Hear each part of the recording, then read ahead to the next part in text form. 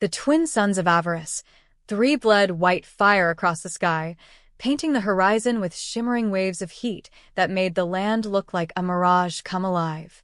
Human Corporal Jackson Hale tasted dust on his tongue, felt the burn of dry wind in his eyes, and adjusted his cracked visor.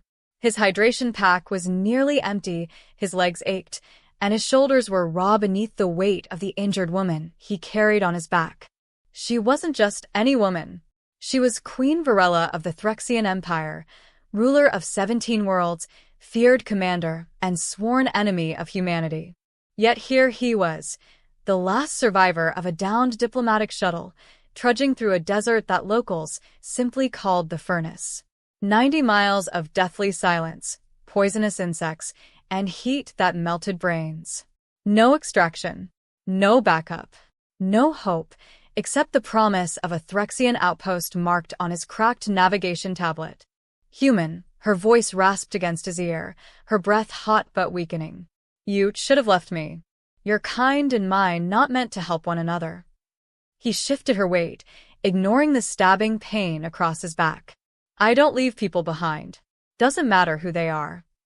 Her clawed fingers pressed faintly into his chest, not as a threat, but as if seeking reassurance. Jackson didn't comment. His heartbeat was steady, controlled. He marched forward. The desert stretched endlessly, dunes like golden mountains rising and falling before them. Where others might see death, Jackson saw a path. His father once crossed a frozen tundra on Earth, dragging his wounded brother to safety. Jackson grew up with that story. Now he had his own. Beginning, the crash. It had started as a fragile peace mission between humans and Threxians, a species known for their proud horns, bioluminescent skin patterns, and absolute refusal to bow before anyone. Aboard the shuttle, Queen Varela had stood as tall as a statue, her silver crest reflecting the starlight, her eyes sharp with centuries of rule. The explosion came, without warning. An antimatter blast, likely sabotage from factions unwilling to see peace.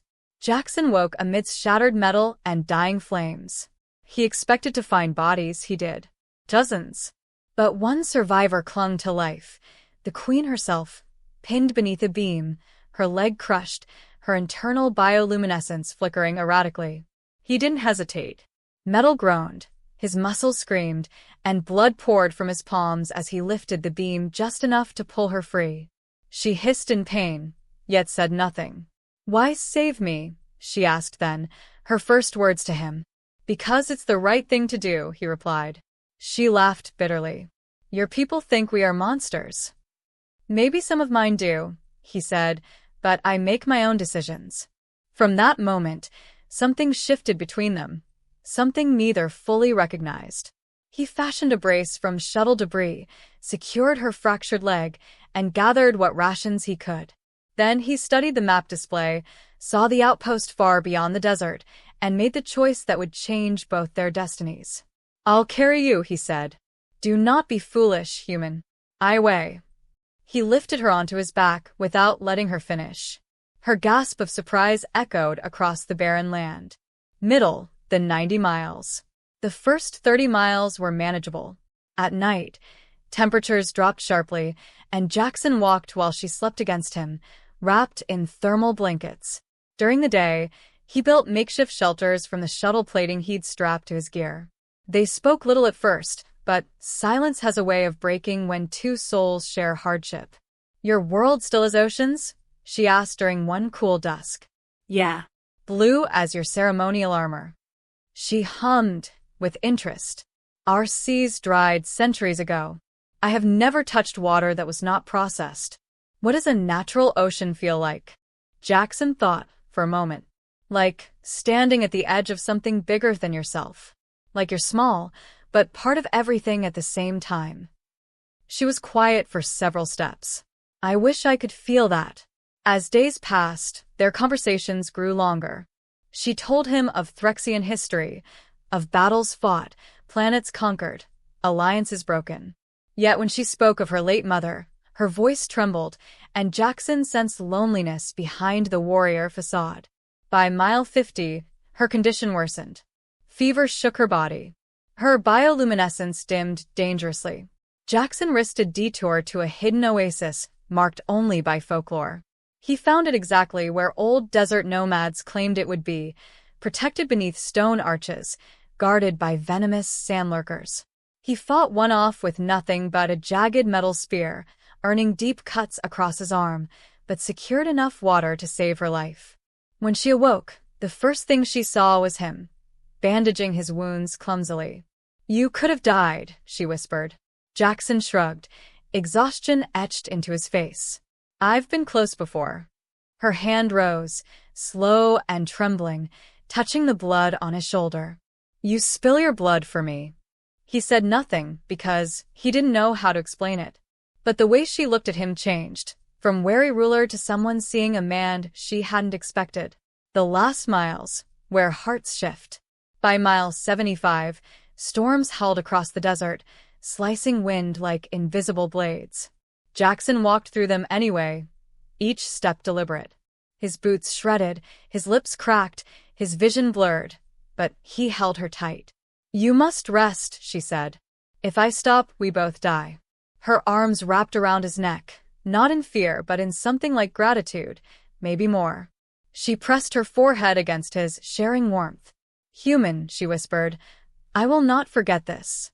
On mile 85, he collapsed for the first time. Sand filled his mouth, his breath labored. Varela slid from his back, dragging herself beside him despite the pain. "No," she growled, "not after all you have done." "Rise, Jackson Hale."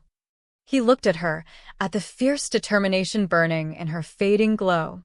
He thought of oceans, of home, of a story waiting to be written. And he rose again. Together, one crawling, one carrying, they crossed the final dunes. On mile 90, the Threxian outpost appeared like a mirage of silver domes and glowing towers. Soldiers rushed out, weapons drawn, shocked at the sight of their queen in the arms of a human. "Let him pass," Varela ordered, her voice unyielding. "He is under my protection." Jackson collapsed the moment they reached medical care. As darkness claimed him, he heard only her voice. "Do not let this human die." Ending, a queen's decision. Jackson woke 3 days later in a crystalline chamber. Cool air soothed his skin. Bandages wrapped his wounds. Through the transparent walls he saw desert stretching endlessly, the same desert he conquered. The door slid open. Queen Varela entered unaided, walking with strength restored, her bioluminescence burning bright. She wore ceremonial armor, gleaming like moonlight. "You survived," she said softly. "You too," he replied. She approached him slowly, her gaze unreadable.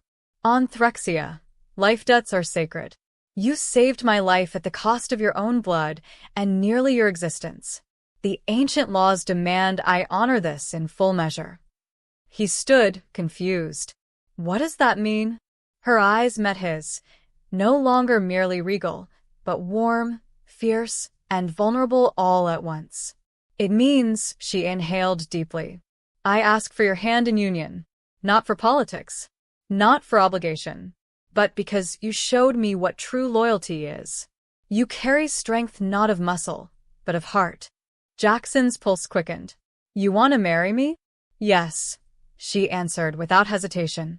"I do not bind myself lightly, but I choose you. Walk beside me, human. Not as servant, not as subject, but as equal and as partner." For once, Jackson found himself speechless. He looked out at the desert, the 90 miles he conquered not for glory, but because it was right. He turned back to her. "I didn't save you expecting anything," he said quietly. "I just couldn't let you die." She stepped closer, her forehead brushing his, a Threxian gesture of devotion. "And that," she whispered, "is exactly why I want you by my side." Outside the chamber, soldiers bowed as the human and the queen walked out together, side by side, step by step. The desert winds howled beyond the horizon, but neither feared them anymore. For between them now stood something stronger than heat, stronger than war, stronger than distance. A bond forged across 90 miles of scorching sand, and sealed with a promise of a future neither species had dared to dream. Deathworld legends would never be the same again.